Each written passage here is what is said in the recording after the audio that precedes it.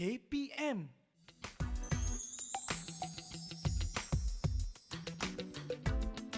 Assalamualaikum dan selamat sejahtera. Apa khabar semua? Hari ini Abang Azul akan kongsikan satu topik berkaitan tekanan ketika pandemik COVID-19. Ketika kita mengharungi pandemik COVID-19, pastinya adik juga mengalami pelbagai situasi cemas, stres, tertekan, risau, gelisah. Bukan sahaja adik, mungkin ibu bapa ahli keluarga, juga guru-guru. Dan tekanan yang kita alami ini bukan sahaja kita ahli keluarga dan komuniti pendidikan yang terjejas. Malahan semua warga kerja di luar sana, bukan sahaja di Malaysia, malah di seluruh dunia mengalami gejala tekanan yang berlaku kepada mereka. Apakah tekanan ketika pandemik COVID-19 ini?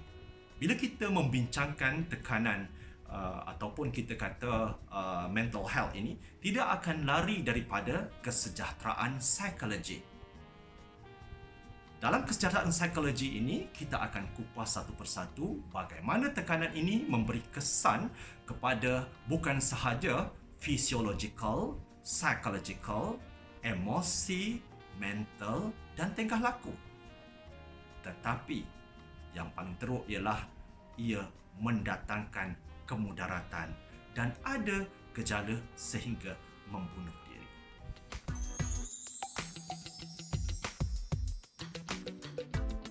Kadang-kadang kita pergi ke kaunter-kaunter, bukan saja kerajaan ataupun swasta, kita akan diminta untuk tekan satu. Kalau seandainya kita suka, dia ada smiley yang berbentuk senyum. Ataupun kurang suka, dia akan mencebik sikit. Tak suka, cebik banyak. Lalu kita tekan. Itu adalah salah satu kaedah ataupun kita katakan cara bagaimana kita nak menilai melalui satu skala yang dibentukkan menggunakan smiley. Macam yang saya sebut tadi, ialah kita lukiskan, tak nampak kan saya buat muka bulat, lepas tu dia akan cebik macam ini. Kalau seandainya tak suka, dia cebiklah kan, mulut macam tu. Kalau seandainya dia suka pula, dia akan buat yang seperti ini. So, bagaimana emosi adik hari ini? Sama ada ceria atau tak ceria? Bagaimanakah emosi senyum ini kita dapat semak daripada emosi seseorang? Melalui raut wajahnya yang senyum, gembira, ceria. Itu adalah emosi-emosi yang menunjukkan bahawa dia mempunyai kesejahteraan dari segi emosi dia. Emosi rasa cinta, rasa sayang, rasa kasih, rasa gembira, ini semua diterjemahkan melalui tingkah laku. Dan yang kedua, apa pula emosi yang negatif? Jika pada seseorang, emosi negatif ini boleh membawa satu tingkah laku yang tidak baik, yang negatif, iaitu kontradik daripada emosi yang positif tadi. Apakah emosi yang negatif itu? Emosi yang negatif contohnya rasa sombong, kemudian tidak boleh ditegur, mudah marah, kemudian kadar marah pula tinggi, tidak boleh dinasihat, ego. Ini semua adalah salah satu simptom emosi yang negatif. Seandainya orang yang positif, mempunyai emosi positif, selalunya mempunyai trait tingkah laku, mudah mendengar nasihat, sentiasa berfikiran positif, kemudian membantu orang lain, suka membantu, bukan sahaja membantu tetapi menerima pandangan.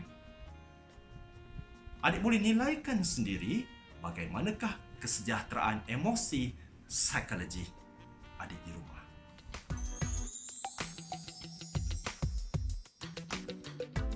Pertama sekali, kita hendaklah muhasabah diri. Turunkan kadar ataupun rating kemarahan sombong itu kepada sederhana atau rendah. Bila kita muhasabah diri, kita checklist diri kita, akhirnya kita akan ketahui bahawa kita dapat mempunyai ramai sokongan rakan-rakan dan orang lain lebih menyayangi kita. Kerana personality yang dipamerkan, emosi yang dipamerkan, tingkah laku yang dipamerkan itu mencorakkan perkembangan sosial kita bersama rakan-rakan dan keluarga begitu baik sekali. Jadi, tukarkanlah emosi yang negatif kepada emosi yang positif. Ketika pandemik COVID-19 ini, bagaimana kita nak mencipta emosi yang positif? Kita harus kreatif bersama ahli keluarga dan rakan-rakan, bukan saja mengaktifkan media sosial melalui WhatsApp, Instagram, YouTube atau Facebook, tetapi kita boleh mencipta satu perkara baru, elemen yang dapat menceriakan rumah kita. Mungkin dengan cara menonton televisyen bersama-sama, mungkin berkongsi ilmu secara atas talian bersama-sama, mungkin mengikuti satu ilmu di atas talian, meliputi ahli keluarga yang terpisah dan sebagainya. Semua atas kreativiti, adik-adik. Ada yang tanya, boleh tak kita mendengar muzik ataupun dancing terapi bersama keluarga? Mesti boleh. Ini bukan sahaja mencipta satu momen yang indah, hubungan yang baik, keseronokan, malah akan mengubah emosi adik daripada suka menyendiri di dalam bilik kepada positif dan mudah menerima orang lain. Bila emosi ini dilatih menjadi lebih positif, lebih tenang, lebih ceria, adik akan dapat kebersamaan, dapat bersama-sama ahli keluarga yang lain mencipta keindahan, keseronokan dan keceriaan dalam rumah keluarga. Dan bagaimana pula kita nak mengajak mereka yang negatif di dalam rumah atau rakan-rakan? Sebagai manusia, kita mempunyai kekuatan mental, fizikal, emosi dan tingkah laku kita sendiri. Jangan jemu mempamerkan, mengajak kawan ke arah kebaikan. Lama-kelamaan mereka juga akan berubah. Ini juga satu sunnah yang dituntut oleh Nabi Muhammad SAW. Jadi adik-adik, bagaimana lagi kita nak mencipta keceriaan atau keseronokan emosi kita? Salah satunya ialah kita hendak lebih positif. Positive thinking skill, kemahiran berfikir secara positif mesti ada. Bila berfikiran positif, adik akan lebih fleksibel menerima sesuatu ilmu itu dengan baik. Banyak menerima, adik akan dapat lebih banyak manfaat dan sentiasa bersedia dengan pemikiran yang positif terhadap apa sahaja ilmu ataupun pendapat orang lain. Ini adalah latihan-latihan emosi bertukar daripada emosi yang buruk kepada emosi yang lebih positif. Didik TV KPM.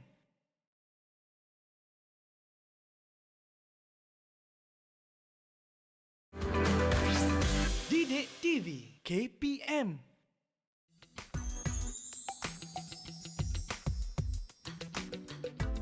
Bagaimana kita nak melihat momentum motivasi dalam diri kita melalui satu teknik kuadran ini? Caranya ialah ambil satu kertas, ada kertas tak? Satu kertas macam ni, kita akan lukis kertas ni hanya lukisan muka sahaja. Kita tengok sama-sama. Kalau ada marker, ada kertas A4, kita boleh lukis. Kita lukis satu. Siapa-siapa orang yang kita suka. Mungkin ibu, bapa ataupun adik-beradik kita ataupun guru kita, kita lukis saja. Yang penting kita lukis. Okey, kita lukis. Satu lukisan kalau seandainya lukisannya bentuk begini. Nampak tak? Lukisan. Kita lukis dalam bentuk yang besar begini. Dia ada mata, lukis kecil, lukislah besar. Okey, tak pandai. Saya tak pandai melukis. Ini mungkin lukisan besar contoh. Ada pula yang melukis lukisan yang sebelah begini. Lukis yang sebelah kat sini. Kat sini dia ada lukis kat sebelah sini kan. Lukis kat sini. Mata dia, ni hidung dia. Lukisan kat sini kan. Ada pula juga yang melukis mungkin di sebelah kiri. Kiri sebelah sini. Dia melukis kat kiri kat sebelah sini. Lukis kat sebelah sini pula. Kecil aja. Lukis kat sebelah kiri. Ini kiri. Ini kanan. Kiri dan kanan. Okey. Kemudian ada pula mungkin yang melukis tiba-tiba dia melukis di bahagian bawah. Bahagian bawah sini ni. Ni. Bahagian bawah sini seketul bahagian bawah sini. Bawah ni kat bawah ni lukisan ni. Seketul kat bawah ni kan. Kemudian kita lipat kepada 4 bahagian. Macam mana kita nak tahu jeng jeng jeng di mana sebelah mana kedudukan lukisan kita. Sekarang kita lipat kepada 4 bahagian. Kat mana kedudukannya? Jeng jeng jeng. Nampak tak? Okey. Kalau lukisan yang kita lukis ni besar macam ni, okey. Dan kalau seandainya lukisan yang kita lukis ni kat sebelah kiri dan ada kalinya lukisan kita ni kat sebelah kanan, itu semua memberi makna. Kalau seandainya adik melukis dalam keadaan yang besar begini, satu besar macam ni. Okey, nampak tak? Siapa yang melukis besar begini, Jules kata individu tersebut mempunyai sokongan psychological yang penuh daripada keluarga. Dan walaupun ketika pandemik ini dia berhadapan dengan berbagai dugaan, stres, masalah keluarga, masalah PDPR, insya-Allah dia boleh mendepani apa sahaja situasi dengan tenang. Jules katalah. Kemudian Jules kata individu pula yang cenderung melukis banyak ke bahagian atas ni. Walaupun dia lukis besar tapi dia lukis banyak ke bahagian atas. Walaupun dia lukis ke sebelah kiri, tapi nampak tak? Dia lukis juga ada garisan ini. Kena ingat yang garisan yang kita lipat tadi, dia adalah kesukuan kanan, kiri, atas, bawah. Walaupun dia sebelah kiri, tapi dia ada bahagian atas. Dan lagi satu, walaupun dia bahagian ini kanan, nampak kanan tak? Dia tetap bahagian atas. Tahu tak? Jules kata individu yang melukis banyak ke bahagian atas adalah individu yang mempunyai level motivasi yang tinggi dalam diri. Dia mempunyai motivasi secara semula jadi dalam diri yang tinggi sekali. Jadi individu adik yang mempunyai lukisan banyak ke bahagian atas ni, tak kira besar kecil, tapi ada dipengaruhi bahagian garisan ni sebelah atas, adik adalah kategori insan individu yang bertuah, yang mempunyai sifat motivasi secara semula jadi dalam diri. Tetapi kalau seandainya ada lukisan di bahagian bawah ni, lukisan satu tapi bahagian bawah ni, itu sila berjumpa kepada kaunselor anda. Itu adalah salah satu kita kata motivasi yang rendah sedikit. Tetapi jangan risau, walaupun rendah, walaupun kecil, walaupun apa sahaja pun, setidak-tidaknya adik tahu di mana letak duduknya diri adik. Ini hanyalah salah satu teknik yang dipopularkan oleh Jules untuk melihat salah satu cara singkat untuk mengenal pasti apakah motivation level, tahap motivasi dalam diri kita. Adakah kita ni kanan, kiri, atas, bawah ataupun besar.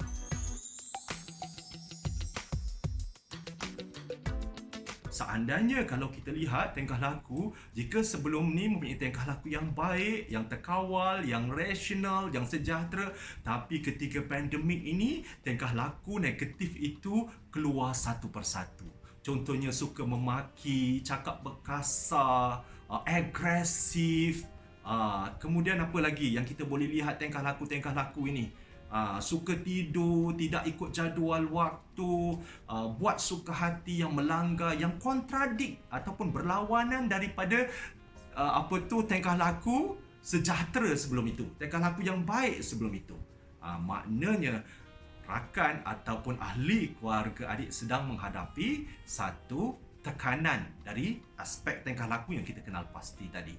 Dari segi aspek fizikal, mungkin dia kerap mengadu sakit kepala, sakit tengkuk, sakit badan. Dia sendiri cakap, aku stres lah. Mungkin abang kita kan, adik kita atau kawan kita. Itu salah satu aspek, ataupun tidak boleh tidur malam dan sebagainya. Gangguan-gangguan penyakit ini ataupun menggeletar, mudah berpeluh, ini semua adalah aspek kita katakan simptom tekanan yang berlaku pada fizikal dan tingkah laku. Jadi bagaimanakah kita nak membantu ahli keluarga atau rakan kita ini? Yang terbaik adik-adik ialah kita boleh rujuk kepada kaunselor kita. Tetapi kalau seandainya kita ada ilmu, contohnya kita boleh membuat teknik pernafasan, ataupun kita boleh buat teknik regangan yang berkaitan tentang sukan, ada ilmu-ilmu tu boleh diaplikasikan. Tetapi kalau seandainya kesan daripada physiological ataupun kita kata kesan daripada fizikal dan tingkah laku itu melibatkan dari segi aspek emosi, maka sila rujuk kepada kaunselor anda, kaunselor sekolah anda. InsyaAllah, kaunselor akan membantu menghuraikan satu persatu masalah yang dialami oleh adik, rakan ataupun ahli keluarga.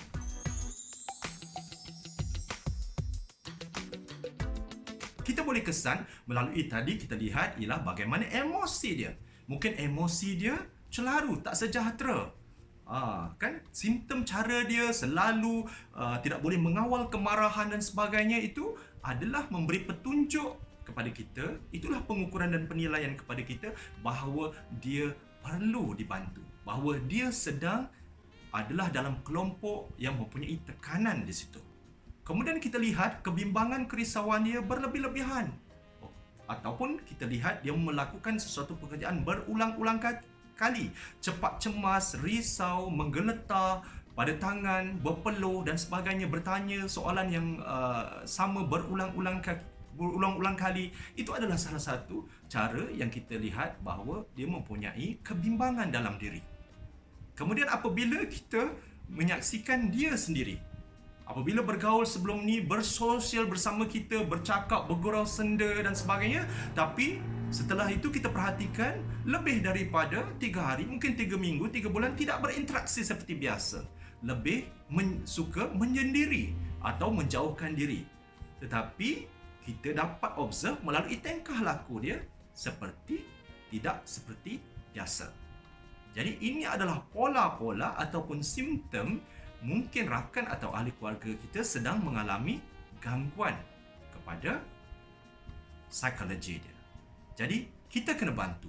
Kalau tak kita, siapa lagi? Didik TV KPM.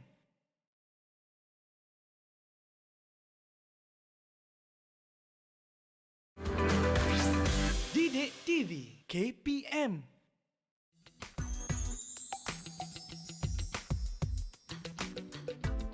Salah satu caranya ialah kita boleh gunakan kaedah Let's Talk, iaitu kempen yang dilaksanakan oleh Pertubuhan Kesihatan Sedunia. Melalui kempen Let's Talk, seseorang dapat berkongsi apa sahaja masalah, termasuklah tekanan, masalah kerjaya, masalah keluarga, masalah peribadi kepada seseorang. Akhirnya, mereka akan dapat mengurangkan stres ataupun tekanan yang dialami dan kadar kelegaan mereka berada dalam tahap tinggi. Tetapi yang terbaik ialah seandainya mereka berkongsi dengan seorang kaunselor yang bertauliah. Pada peringkat awal, jadi adik boleh menjadi salah seorang pendengar yang baik. Dan akhirnya, seandainya isu yang dikongsikan itu tidak dapat diselesaikan, bolehlah dipanjangkan kepada kaunselor. InsyaAllah, kaunselor akan membantu anda dengan jayanya.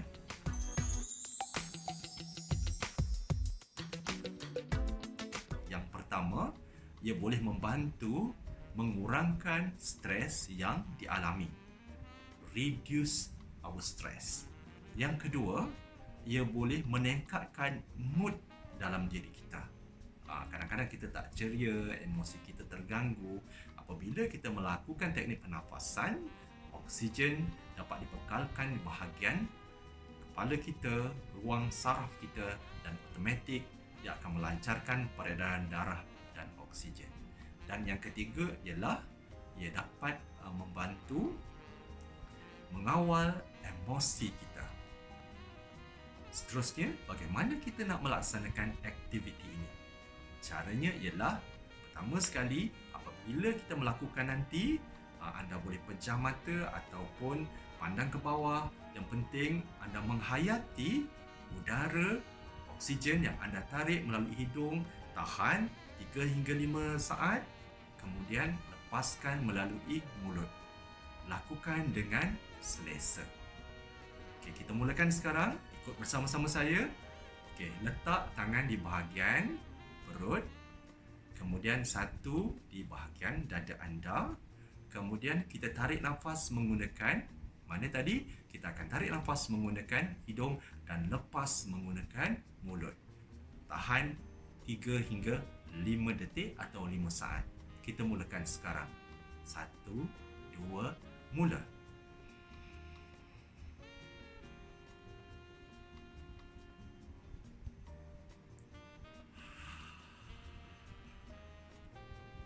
Lakukan berapa kali, pasti anda akan rasa perbezaannya.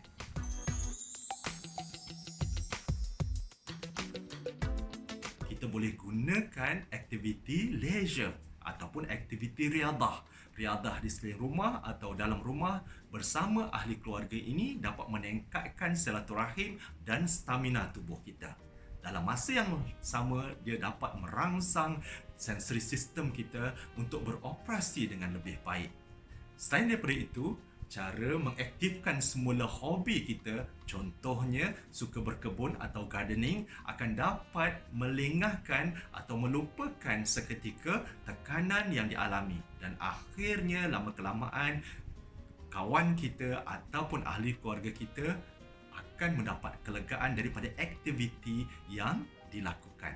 Dengan pelbagai tips dan panduan tadi, saya harap anda telah mengambil maklumat tersebut untuk membantu rakan-rakan anda, mungkin ahli keluarga anda.